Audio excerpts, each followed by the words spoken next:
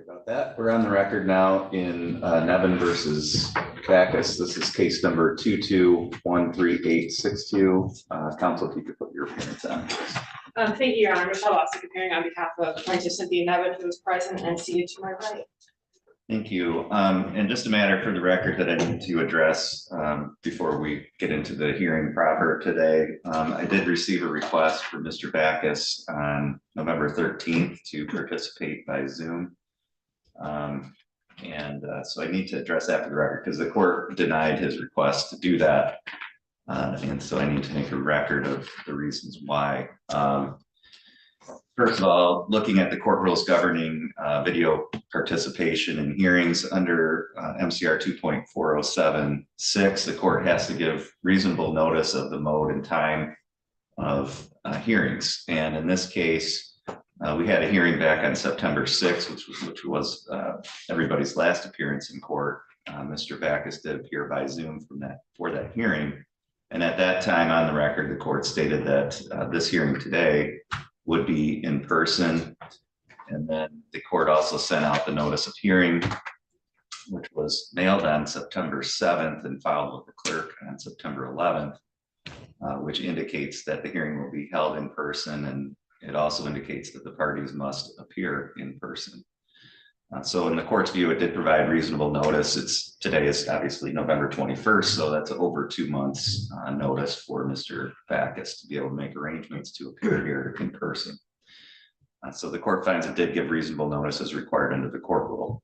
Under MCR 2.4082, because this is an evidentiary hearing, it's presumptively an in-person hearing, which is why the court scheduled it that way.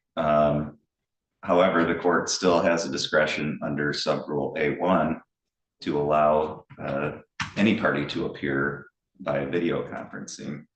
And under A2, the court should provide notice and opportunity for both sides to be heard on the issue of appearing by video conferencing. In this case, as I indicated, despite having notice since early September, Mr. Backus did not make the request to appear by Zoom until November 13th, which was basically a week ago. And so in the court's view, that wasn't a timely request, number one. Again, the hearing's been scheduled for several months, and I'll address the reasons that Mr. Backus gave for wanting to appear by video conferencing. But the court finds that all the reasons he gave are reasons that he either knew about or should have known about back in September. And so the timing of his request, in my view, would have caused another delay in this case, which I think has already been unreasonably delayed in its resolution. And given Mr. Backus's conduct throughout this case, I view it as exactly that, an attempt to delay this matter. So the court doesn't find that under A2, his request was timely such that he would be entitled to have a hearing as to whether or not he could appear by video conferencing for today's hearing. In terms of even if we had had a hearing, and if I accept as the reasons for his request for video conferencing, I don't think the court in its discretion would have exercised that discretion to allow Mr. Backus to appear by video conferencing. And the reasons for that, number one, go back to, I think, probably the very first hearing we had in this case, wherein Mr. Backus refused to provide a mailing address, refused to even acknowledge, at least at first, where he was. He claimed he was out of the country, but I think it took me quite a bit during that hearing to get him to even give a general location of where he was located or where he claimed to be located. We've never had an actual physical address for him. I think the court's been very accommodating up until this point in terms of allowing him to appear by video, doing communications by email, and really from the court's standpoint, having no idea actually where Mr. Backus is. And although he has claimed to be in Costa Rica, the court's never received any kind of documentation that would substantiate that. So quite frankly, there isn't any evidence as to Mr. Backus's actual whereabouts. And I think that his kind of behavior has been certainly odd and a little questionable in terms of his refusal to even give a location where he's at, other than generally a country. The court also notes that his conduct at the last hearing on September 6th, where he, I think, in my view, it was contemptuous conduct in the direct view of the court in terms of his comments that the court isn't being impartial in this case, or somehow it's favoring Ms. Nevin. I don't think there's any record evidence of that, first of all, and certainly the way that Mr. Backus presented that, the comments that he made on the record were offensive, and I think could be the basis for a finding of direct contempt. And I think he knew that because he was at a remote location, I think he felt more free to engage in that conduct than he otherwise would have. And certainly it inhibited the court's ability to impose any kind of sanction for such kind of contemptuous conduct because of his remote location. And I think, and although I didn't review the transcript or watch that hearing, I think he even made some kind of comment to the effect of, what are you going to do about it? I'm not here. So in my view, allowing him to participate in any further hearings by video would only encourage more of that kind of conduct, certainly would facilitate that kind of conduct, which isn't helpful to a final determination of this case. And again, I think, offends the dignity of the court. So his conduct in general, I think, would prevent the court from exercising any kind of discretion to allow him to appear remotely. And again, it's a presumptively in-person hearing. So those are the court's reasons for not allowing Mr. Backus to appear. I do want to also address what he indicated in his email, which is, number one, he's not able to appear because he's out of the country in Costa Rica, and he has a travel ban issued by the government there. Along with his email, he didn't provide any kind of attachments or any kind of documentary evidence of that. He also states that he can't attend due to his health condition, as he's an epileptic. He didn't provide any kind of attachments or documentary evidence of any kind of health condition that would prevent him from being here. And then that he has a financial burden and can't travel due to that. But the reasons he gave, in addition to everything that I've stated, haven't been, he didn't even attempt to substantiate those in any way by providing the court with any kind of documentation to establish any of those reasons for his inability to appear. So that, along with the fact that I don't really know where he is, or whether he is actually in Costa Rica, or whether he really does have any kind of reason why he couldn't actually be here today. There's just nothing before the court that I could make a finding of that on. And that, in addition to his conduct, makes me think that there may not be any reason why he couldn't actually be here, other than he has chosen not to. So sorry for that long-winded analysis, but it's important. Ms. Nevin, I'm sure your attorney will let me know the court has to make a record on certain things in case this is ever appealed. So with that record having been made, the purpose of this hearing today is for the court to take evidence, to make findings as to whether there have been any damages, and to the extent of those damages, as well as the request for attorney fees. And then I don't believe we put the statutory proofs on yet. Is that correct? That is correct. We're prepared to do that today. Okay, so Ms. Klassick, how did you want to start? And we can take testimony right from the council table there if you want to do that. Okay.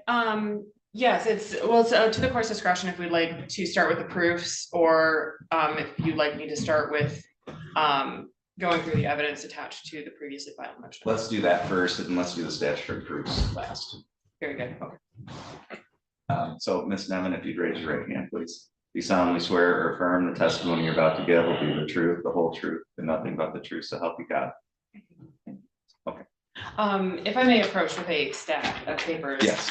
To mark as we go through. These were previously submitted on or about August 17th with the motion for entry of judgment. They're quite lengthy. But to spare the court shuffling through a court file, there is an extra stack. Okay, thank you.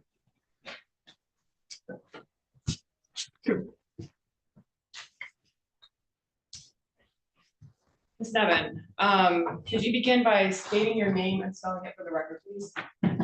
Cynthia Nevin, CYNTHIA, Nevin, NEVIN. And you are the plaintiff in this case? Yes. Was there a time previously that you and the defendant, Ronald Bacchus, entered a memorandum of understanding regarding the resolution of this case? Yes. What were the terms of that memorandum of understanding? Can you refer to the page? Will it refresh your memory? Yes. Go ahead.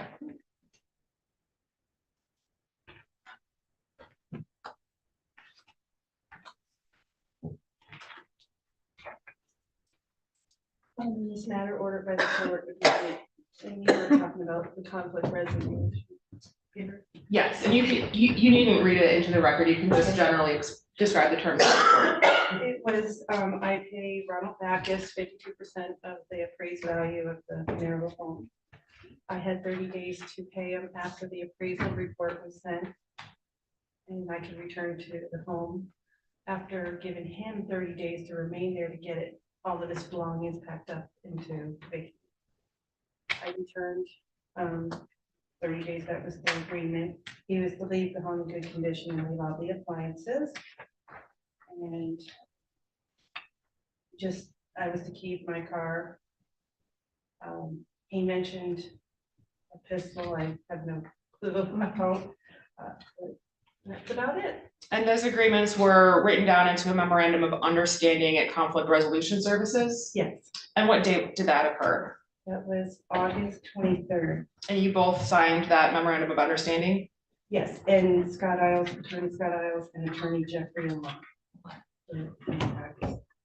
And you reviewed this, you reviewed a copy of the document we're discussing, and this is true and accurate to your recollection? Yes, I would like to move to enter the August 23rd, 2022 memorandum of understanding as plaintiff's exhibit 1.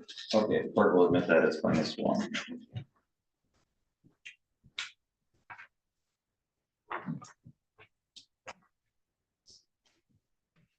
And pursuant to that memorandum of understanding, was an appraisal conducted at the marital home? it was And what's the address of the marital home? 22 Deerfield Drive, Kalkaska, Michigan. And who arranged for that appraisal to take place? Ronald Bacchus and Jeffrey Lamont, Attorney Jeffrey Lamont. And Jeffrey Lamont was Mr. Bacchus's attorney at the time? Yes, Do you recall what the valuation on the home was at that, for that appraisal? yes, it was 340, I'm sorry. Yes, 346,000. And that was the figure used to calculate the 52% of the value you owe to Mr. Bacchus? Correct. Okay.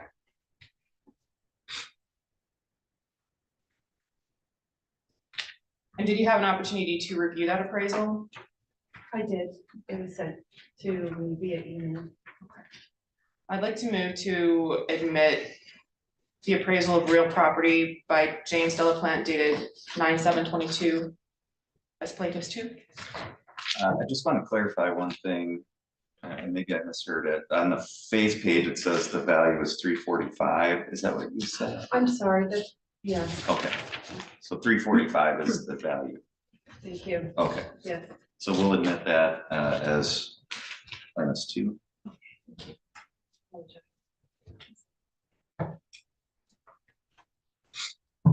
And subsequently,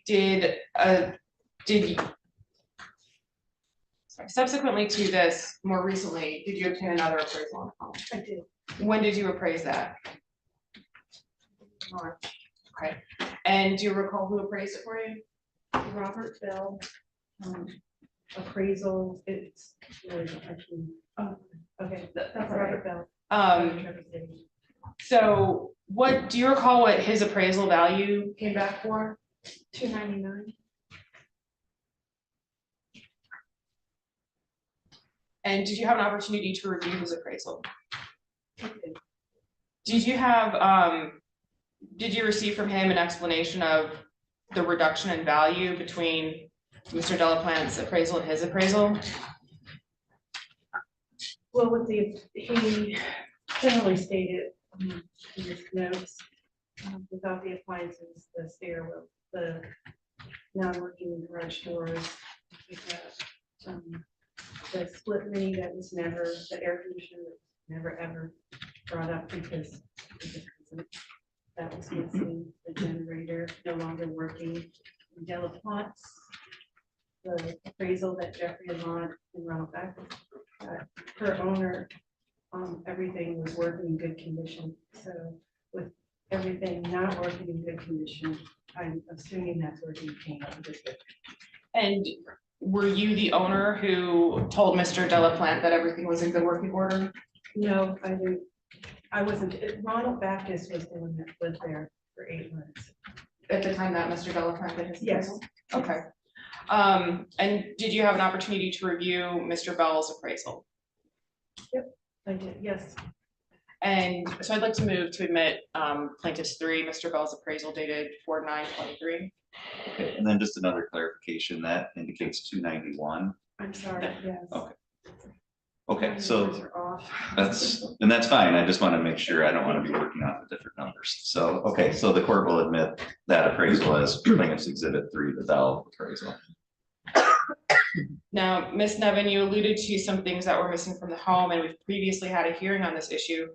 But just so that this record is clear, you pursuant to the terms of the memorandum of understanding, you were absent from the marital home on Deerfield for a period of time, correct? Correct. And when you returned, what condition was the property in? A mess. And did you file a police report concerning the condition of the home? I did. Do you recall when you filed that police report? The police escorted me into the home, so they were first on scene to see it with me. However, they were notified a week earlier, 14th, a week before I ever, 10 days. And they went in the house.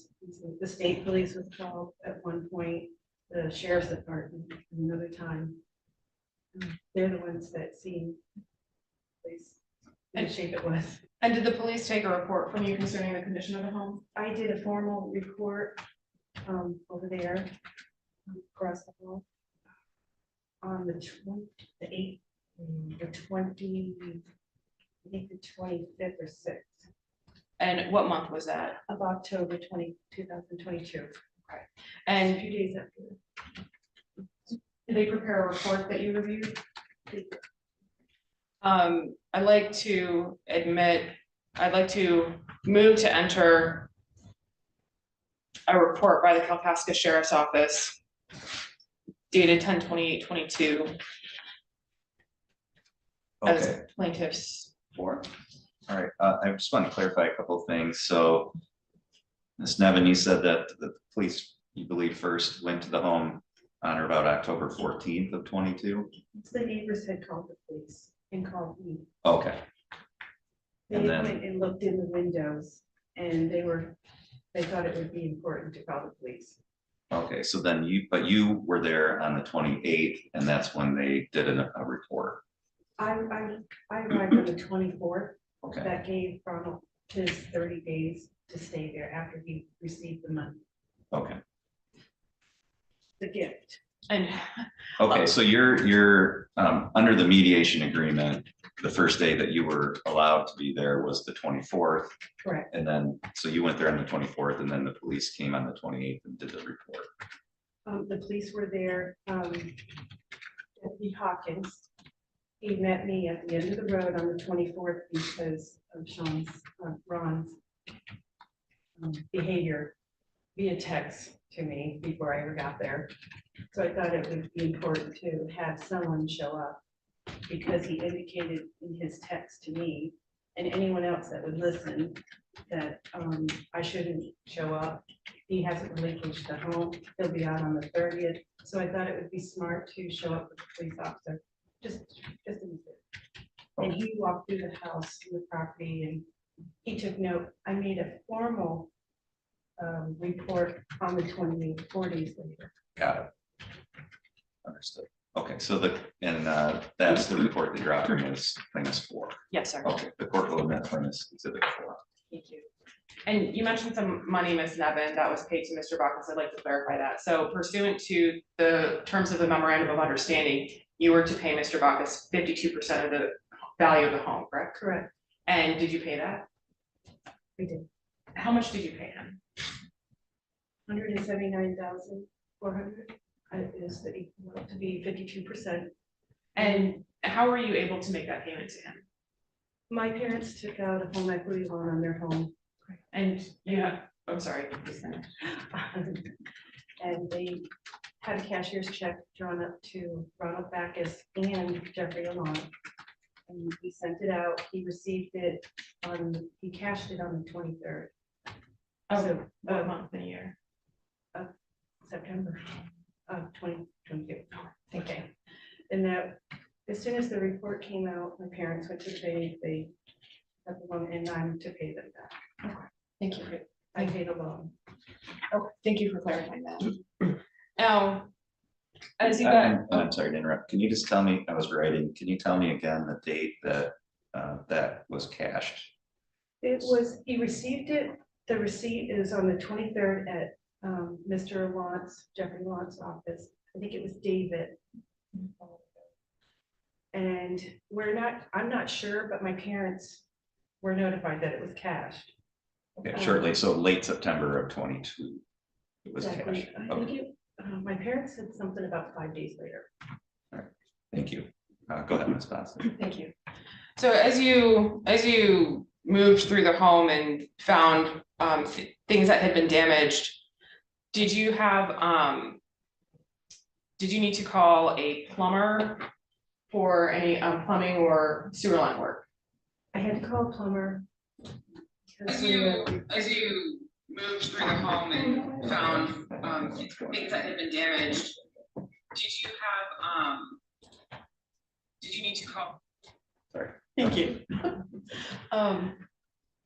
I'm sorry, I've lost my question, Ms. Nevin, but did you call All Rooter for plumbing services? I did. And what kind of work did All Rooter need to do at the home? They had to go under the home because there was once a refrigerator that had ice and water. When they took it, whoever took it, they shut the breaker off. They took the metal hose and it was pushed down into the basement. Well, how it got there, I'm just assuming Al Rooter, Derek, I believe the gentleman's name was, said with that wing nut, it was popped off and pushed down the hole.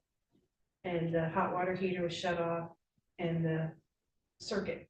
We took that, so that was left when we came there, aside from the refrigerator and the oven, the whole cabinet gone, we didn't have any water. When we turned the water on, apparently it was going under the basement. We didn't know this, my daughter. We kept hearing tap, tap, tap, tap, tap, and realized that it was water, we could hear it. So it had gone on for a day. It had knocked the heat line, the heat run, which we were lucky that it did do that. When he went under there, the pressure from the water when we had it on was hitting that heat run, so the heat was just blowing the sand. So we got lucky. And how much did you have to pay All Rooter for the damage that you just described? We charged him $99 for the service fee. He waived the repair bill. Did he give you a receipt or an invoice? If I show that to you, would that refresh your memory on, is this the receipt? If I may. Yes, it is. And how much did you pay him? 100 or 99. Oh, it's the 99 service fee that I waived. Okay, thank you for clarification. I'd like to move to admit as plaintiffs 5. An All Rooter Inc. invoice dated, I believe that's 10/25 of 22. Okay, the court will admit that as plaintiff's 5. Thank you. With the oven. Okay, I'm sorry. That's my next question, Ms. Nevin. So you mentioned that there was an oven and a cabinet removed from the home, and I know we've gone over that, and there are pictures of that in the record, but could you describe briefly for the court what your oven looked like when you left the marital home and what it looked like when you got back? When I left, it was in a maple cabinet that matched the other cabinetry. So it cased the microwave and oven combo. When we came back, there was a microwave. I don't know where it came from on the stool. Was your oven in there? No, Was the cabinet the oven had been there? no, it was written from the wall. And did you, were you able to replace the oven right away? No, What did you have to research how much it would cost to replace the oven? I did. I wasn't able to afford that at that moment. How much was it at the time you recall? No, Did you do research on different retailers to get a price idea? Home Depot, where it came from. And if I showed you a printout of that search, would it refresh your memory? If I may. There's 2 pages there. That's the original model. Of course, they didn't have the original model. The year's different, so they went with the most comparable one. And what was the price for that, for the replacement cost of that? 45.99 or 55.99. That's the one they crossed. It's the comparable, most comparable. And have you since been able to replace your oven? I did. I just purchased them not too long ago. How much did it actually cost you to purchase? I have it. I waited till Memorial Day. I got a discount.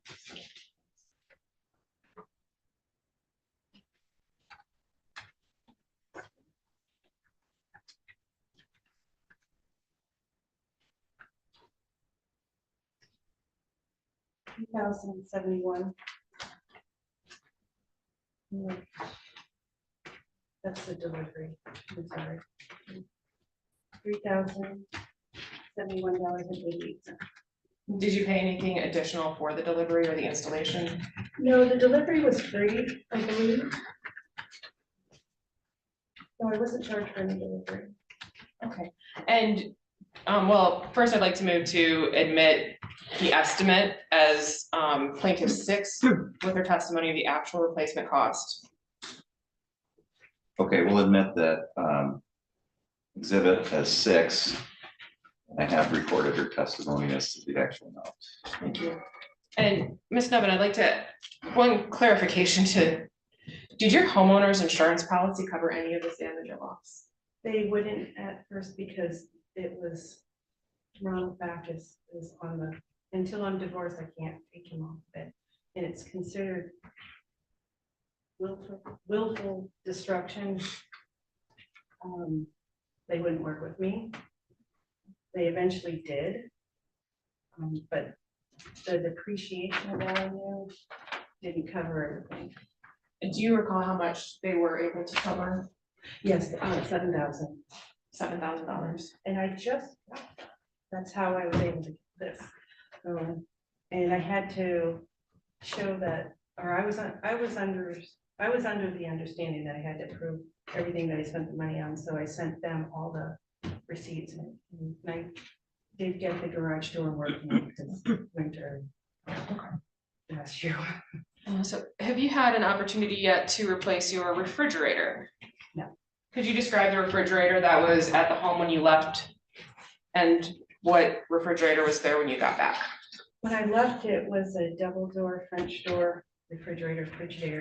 When I returned, it was the little refrigerator from out in the garage, a bunch of little stickers. It holds 12 cans. So a mini fridge? Yes. And A you, dorm. I call it dorm refrigerator. and you previously talked about the damage that the refrigerator hookups caused. Yes. Were you able to at the time immediately replace the refrigerator with one of comparable value? No. Did you do research on what one would cost? I did. The most comparable one.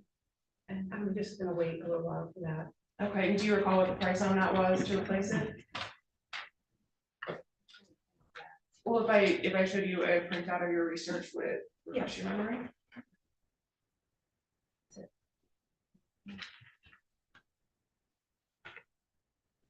$3,059.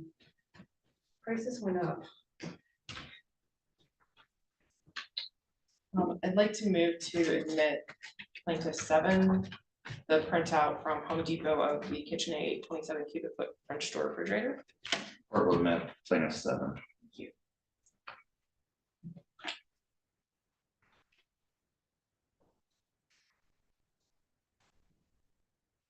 Now, Ms. Nevin, in looking for appliances that needed to be replaced, you mentioned some cabinetry as well. Did you get estimates on replacement or repair of the cabinetry that was damaged in your kitchen?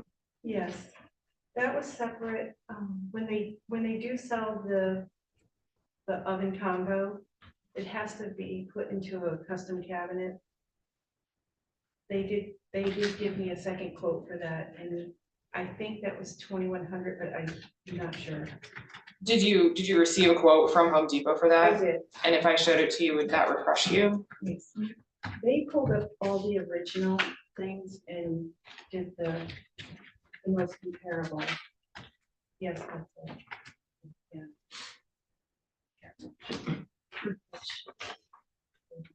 Yeah. You have not been able to replace that yet?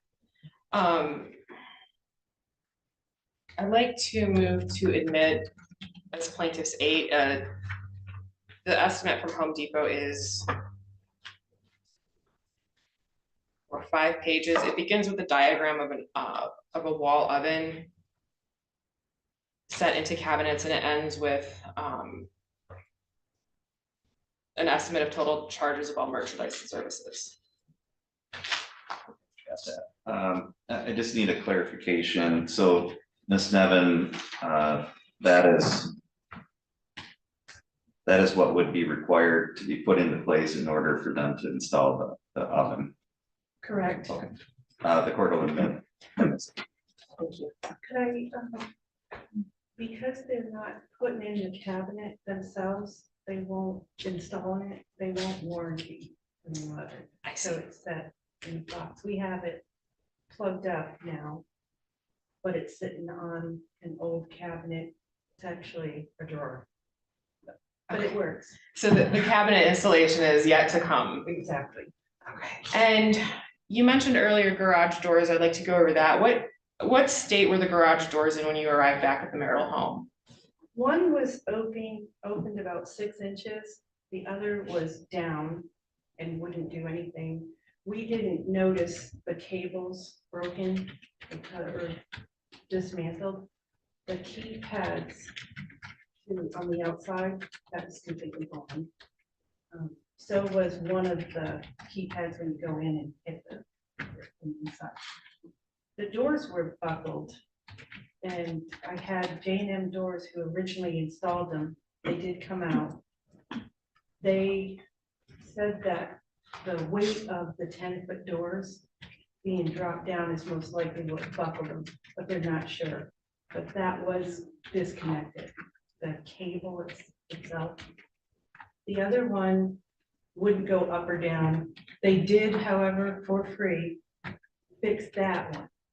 But the other door, they couldn't do anything about that. Did they give you an estimate of what it would cost to repair the doors? They did. Do you recall what that was? I believe it was 1,400. Yeah. Quote from the gentleman that originally had installed them.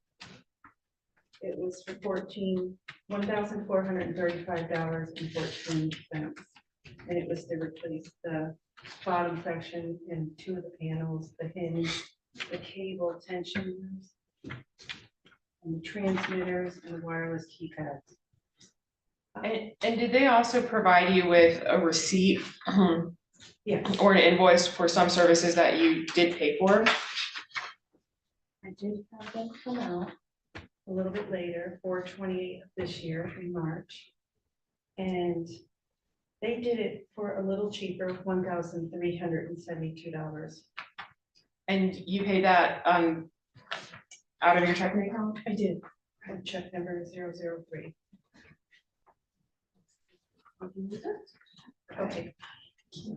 I'd like to move to admit as plaintiff's 9, both the estimate and the receipt for actual payment. The court will admit plaintiff's 9.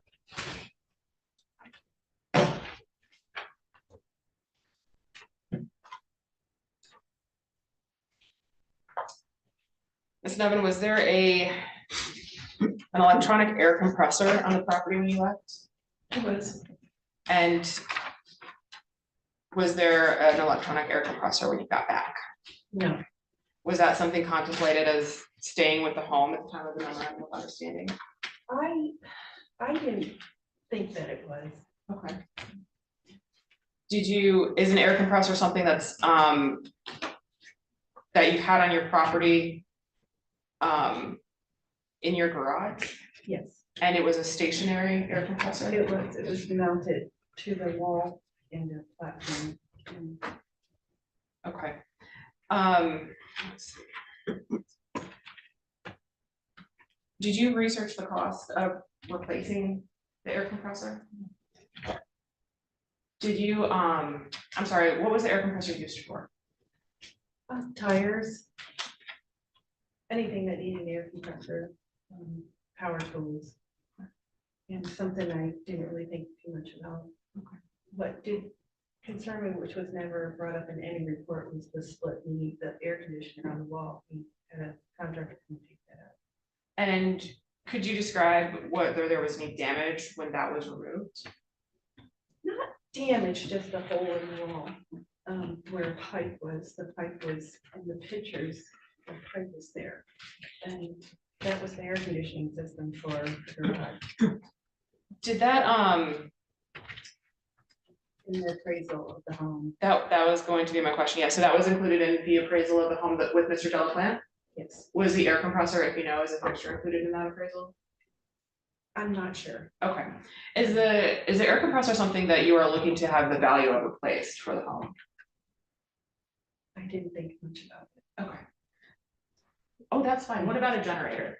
The generator to the home is no longer working. It's been ripped out. That's the damage on the wall. Are we at that? Yes. Oh, Oh, yeah, no, you're fine. So was there a generator when you left the There home? was. What kind of generator was it, if you recall? It's a generator. Okay. And was that included in Mr. Delaplante's appraisal of the home? Yes. When you got back, can you tell us what the situation was with the generator? At first, I didn't notice any damage to it other than the damage on the wall. I didn't need a generator at the time. On the 22nd of December, we were going to be getting a storm.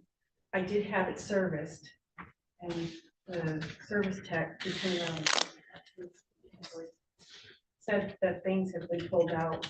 He was baffled by the wire that was taken out and rolled, because that was the most expensive if it was someone that was vandalized. That's all that was explained to me. Gave me a quote to fix it and replace it. Do you recall what the amount of that would have been to fix and replace? $9,999. Do you recall which company that service tech was from? I don't think that. I think I emailed it to you. If you received one from Northern Power Electric, if I showed that to you, would it refresh your memory? Yes. That's it. And I do have that. It's that one quote. Yeah, he said that possibly, but most likely it would be 9,000. When he sent that, I didn't want to make any arrangements with him. And you weren't able to afford replacement or repair the No. generator at all, No. correct?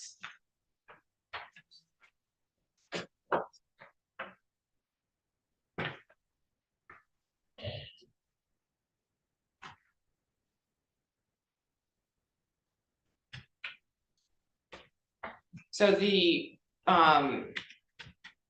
estimate that we're submitting today was the lower of the estimates, correct, at 3,475? Right. For repair and replacement of the generator, correct? Mhm. That's I'd like to move to admit as plaintiffs 10, the estimate from Northern Power Electric. Okay, the court will admit that as plaintiff's 10.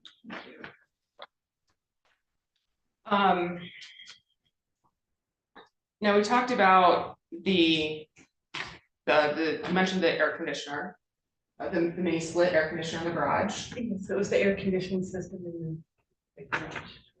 Was there also fiberglass insulation damage throughout the property? Yes. And what about other damages to stairs or other fixtures in the home? There was some of the light fixtures, but was the light fixtures, however, was never mentioned in the police report, and I didn't mind that, the light fixture. So, but the insulation was brought to my attention by the police. When they went upstairs, the attic door, which you could walk into our attic from our closet, the door was off the hinges and laid down, and I have the pictures. In fact, those are pictures that weren't taken by me. Those, so that shows all the insulation torn down. How it was up there, I don't know. It was just torn down and all of it was missing, and that is what I can't find. I could possibly put it back up, but it's not there. It's gone. And what about banisters for like The the balustrade stairwell. of the stairs? The stairwell, because we were painting, was taken down. And then we never replaced it. I had bought new spindles and had them in the contractor's bag, and the handrails, which in his appraisal report that Delafonte, the appraiser, in his pictures, they're right there. So they were there, but now they weren't there when I got back. And did you The do, posts, I'm sorry, I had the two posts and the spindles. and did you do research on what it would cost to replace those items throughout the home as well? I pulled up an invoice on Home Depot. And if I were to show that to you, would you recognize that? So could you just go over what those items that you estimated were and what the total cost of those would be? Installation. Those are the two things.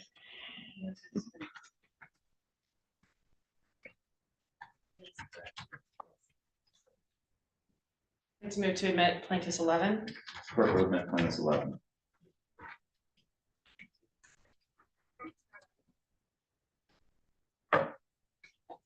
And finally, Ms. Nevin, just to go back to the memorandum of understanding that you signed in mediation to settle this case, did part of that include Mr. Bacchus assuming liability for unpaid taxes? Yes, And you were, during your marriage, you and Mr. Nevin filed, I'm sorry, you and Mr. Bacchus filed jointly, did you not? he had filed jointly in 2017. Did you receive a notification from the Internal Revenue Service about the status of those taxes? Yes, his mail still continues to come to the home. With his bank statement still come to the home. And I received a notice from the IRS that this is about a month or 2 months after he left. About he had indicated that he has no money on November 8th and he's unable to pay, and that they were going to close any accounts towards him other than the one that I'm still receiving letters about taking the home away. And this was an obligation that he assumed to resolve this case was to pay those back taxes? Yes. And That is why I paid the 52%. The extra 2% was, I looked at it as my share. The 7,000 towards the 14 plus 1,000 that he owes. I would like to move to admit as plaintiff's 12, a letter from the IRS addressed to Ronald Bacchus and Cynthia Nevin, dated November 18th of 2022, reflecting a call from Mr. Bacchus about an inability to pay the taxes due.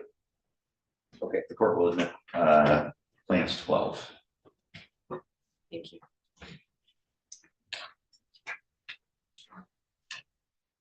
Ms. Nevin, finally, as we come to a close on presentation of evidence concerning damages, initially you hired, who did you initially hire as your attorney? Attorney Scott Lyons, a local attorney in Kalkaska. Do you recall how much you paid him? $2,500. Was that for the duration of his appearance for you? On Zoom, yes. And subsequently you hired me, correct? Yes, attorney Scott Isles quit. He said it would be better if he could be called as a witness for what happened at the mediation. And he gave me Lori's number for your partner at the time. That's what came about. And how much have you paid me since I put in my appearance for you? exact figure, I'm. 6,000, 7,000. You need that? You need to be exact, we Okay. can submit this precise Yeah. information to the court. Okay. Okay, and some of my work for you, has it been because Mr. Bacchus was not in compliance with court orders as they existed? Definitely. Would you Yes, say most of it perhaps? most of it. I have nothing further in terms of the admission of exhibits, Your Honor, if the court has any questions. I don't, no. So just the statutory proofs that you want to move forward with that? Okay. I'm gonna need to teach.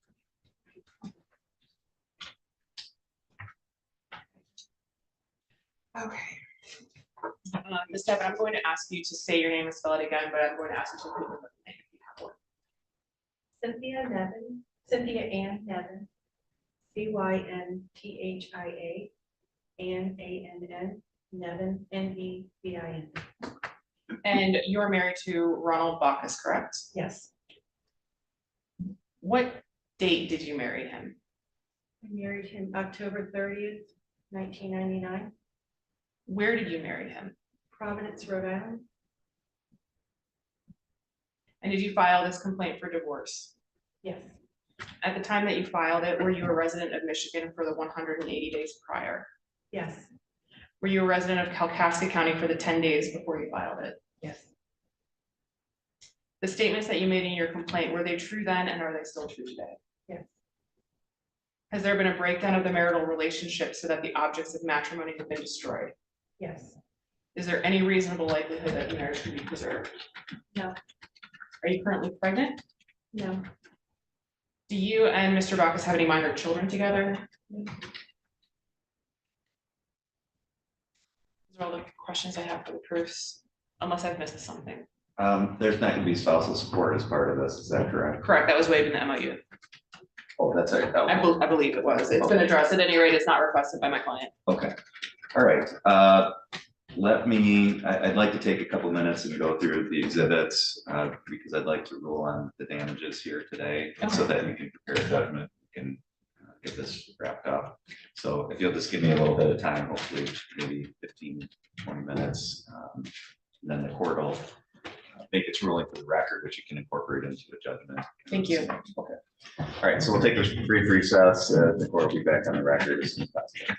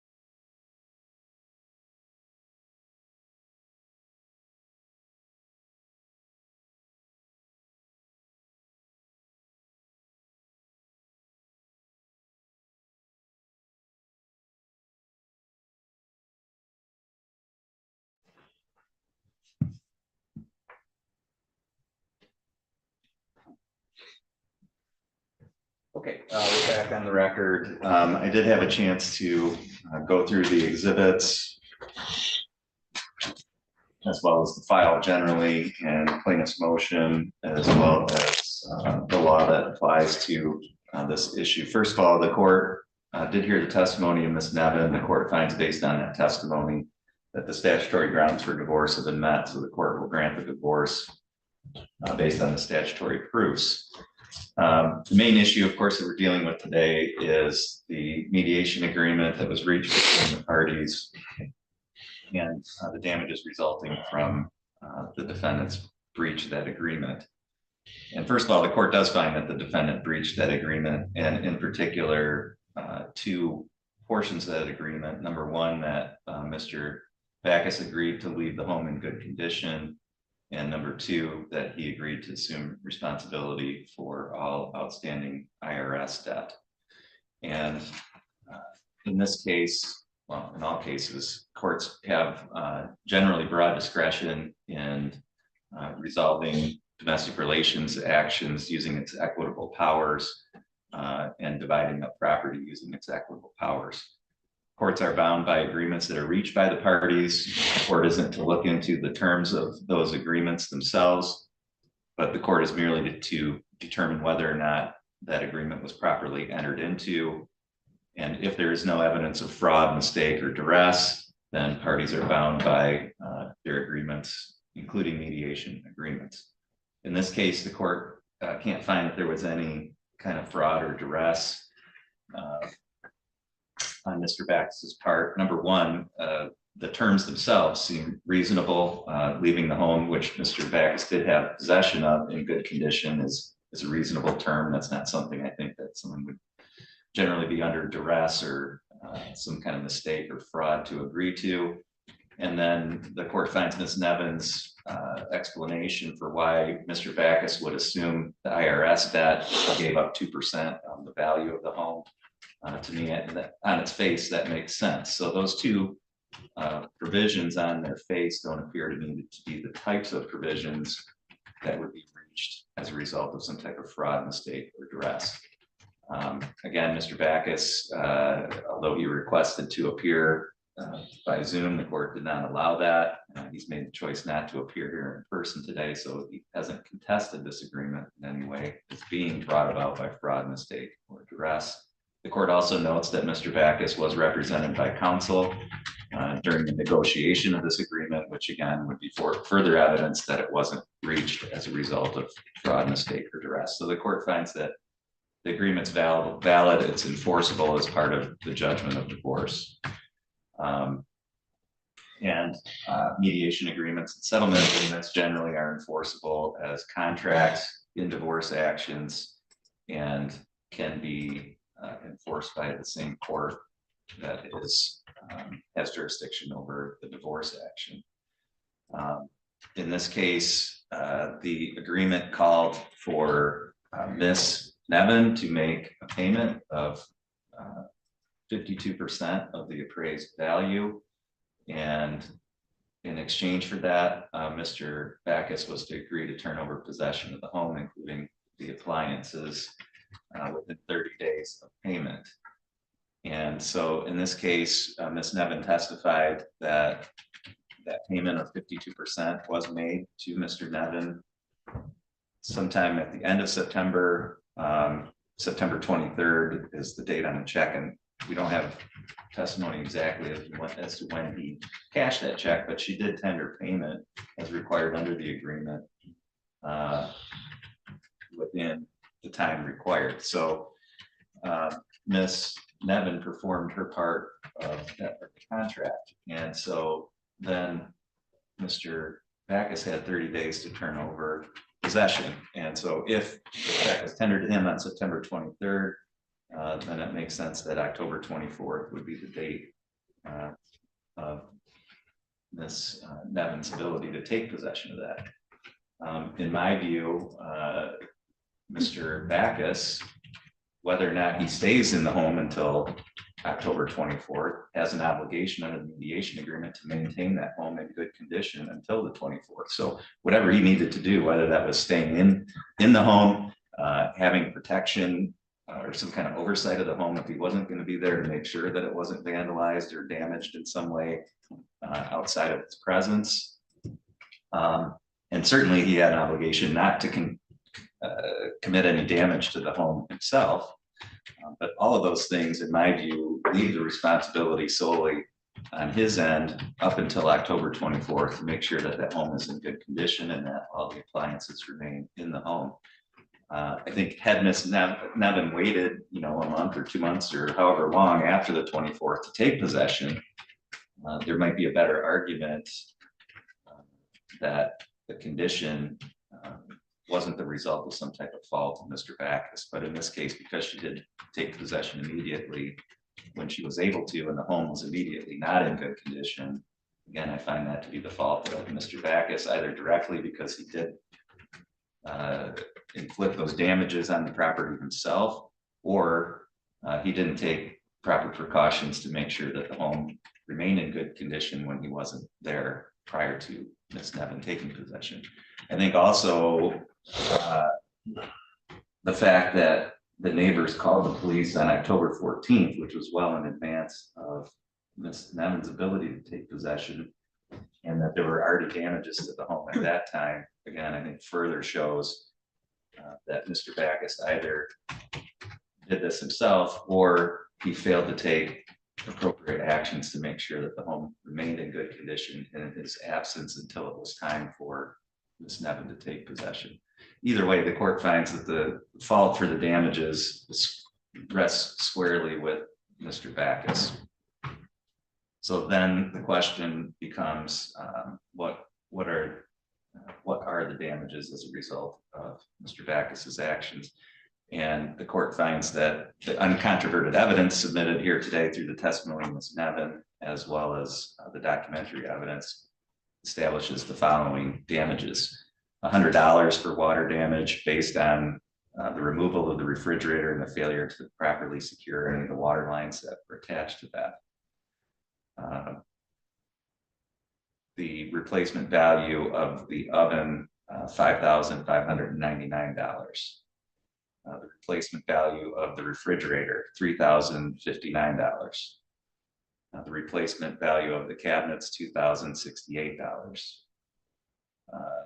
The garage door repair, $1,372.90. The generator repair, $3,475. The amounts for the replacement or repair of the air conditioning, the insulation, and the stair parts, $3,055.48. And that all relates to, again, the breach of Mr. Backus's duty to return the home with the appliances and leave the home in good condition. The outstanding IRS debt, the court finds that the damages there are $9,478.99, which is the amount remaining.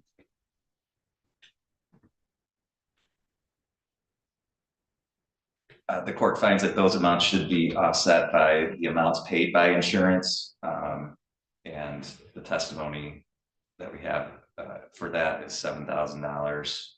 So those amounts should be reduced by $7,000. The court also finds that because the enforcement of this mediation, including the hearing today and all the hearings regarding enforcement, are the fault of Mr. Backus, that Ms. Nevin has had to incur attorney fees that she otherwise would not have had to incur based on his wrongful conduct. And so the court finds that Ms. Nevin's also entitled to reasonable attorney fees. So I know we have a ballpark of $6,000. The court still, I think, has an obligation to make sure that the fees imposed are reasonable. So Ms. Bostic, I would just request that as part of the judgment that you submit an itemized billing statement that outlines your charges for any hearings related to the enforcement of this agreement, including today.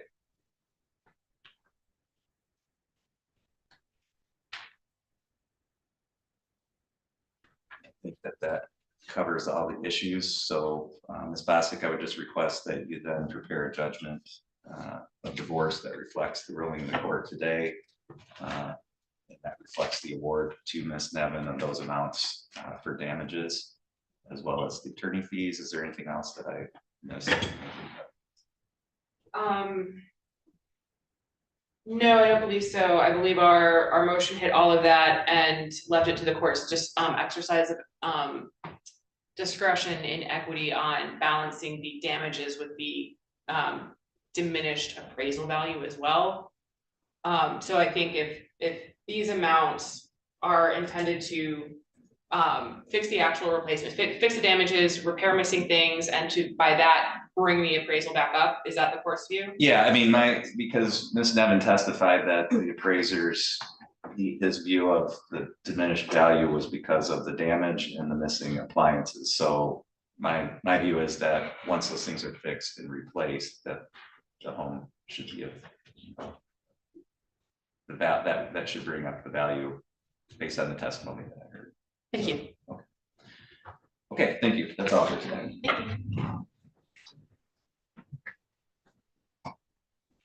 Court will be in recess until 1:30.